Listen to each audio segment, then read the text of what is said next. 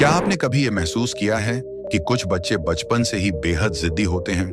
कुछ बहुत शांत और समझदार, कुछ दूसरों से अलग सोचते हैं, तो कुछ गुस्से में भरे रहते हैं। क्या आपने कभी सोचा है कि एक ही घर में पलने बढ़ने वाले बच्चे एक जैसे माहौल, एक जैसी परवरिश के बावजूद एक दूसरे से इतने अलग क्यों होते हैं? क्यों एक बच्चा माता पिता की आंखों का तारा बन जाता है और दूसरा हमेशा उलझनों में घिरा रहता है? क्यों कोई संतान माता पिता के बुढ़ापे का सहारा बनती है और कोई उन्हें ताउम्र तन्हा छोड़ देती है? जवाब सिर्फ एक है, कर्मा। और यही कर्मा पुनर्जन्म के रहस्य की कुंजी है।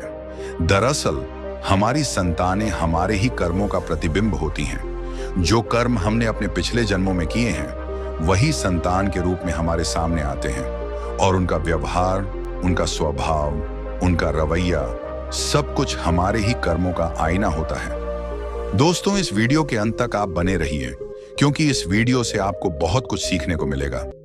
वीडियो को लाइक करके चैनल को सब्सक्राइब जरूर कीजिए और साथ ही इस वीडियो को अपने दोस्तों में भी शेयर जरूर कीजिए और कमेंट करके बताइए कि आप ये वीडियो कहां से देख रहे हैं। चलिए वीडियो में आगे बढ़ते हैं। हर माँ बाप की यही उम्मीद होती है कि उनकी संतान उनका नाम रोशन करेगी, उन्हें प्यार देगी, उनका सम्मान करेगी, लेकिन कई बार ऐसा होता नहीं। कुछ संतानें तो ऐसा दर्द देती हैं कि आत्मा तक चीख उठती है। माँ बाप के लिए अपशब्द, तिरस्कार, धोखा और कभी कभी तो वृद्धाश्रम की सजा। अब सवाल ये उठता है कि ऐसी सजा किस गुनाह की मिली?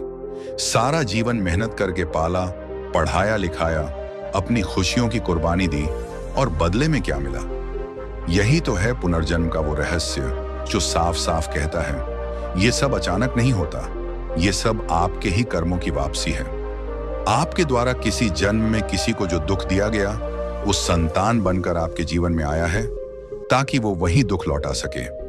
कभी कभी कोई बच्चा माँ बाप से इतना जुड़ा हुआ होता है कि उनकी एक आह भी उसे बेचैन कर देती है।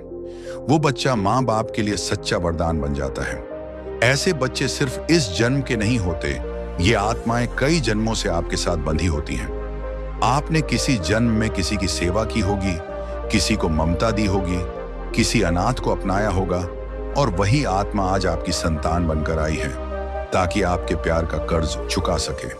और वहीं दूसरी ओर, अगर आपने किसी माता पिता को तड़पाया था, उन्हें अपमानित किया था, तो वही आत्मा आज आपकी संतान बनकर आपको तड़पाने आई है।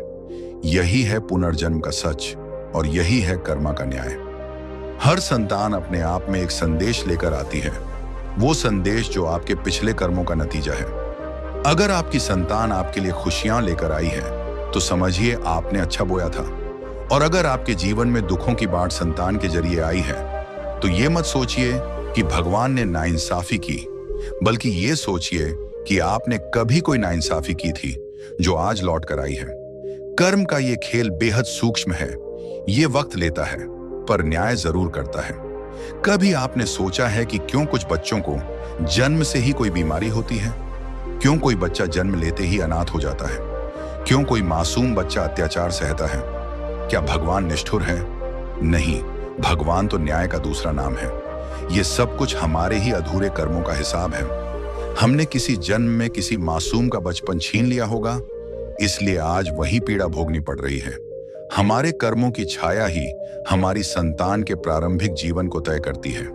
हमारा दिया हुआ अंधकार हमारे ही घर लौट आता है। इसलिए जब भी कोई बच्चा हमारे जीवन में आता है तो हमें सिर्फ उसका पालन पोषण नहीं करना होता, बल्कि अपने कर्मों का परिशोधन भी करना होता है। जो माता पिता संतान को लेकर हमेशा चिंता में रहते हैं, ये बात नहीं मानता, हमेशा गुस्सा करता है, कभी स्नेह नहीं दिखाता, तो उन्हें यह समझना होगा कि ये सिर्फ बच्चे का दोष नहीं है, ये आपकी आत्मा के बोए हुए बीज हैं जो अब पेड़ बनकर फल दे रहे हैं। संतान के व्यवहार को देखकर खुद के कर्मों का अंदाजा लगाना शुरू कीजिए और फिर अपने वर्तमान को बदलकर भविष्य का सुधार कीजिए।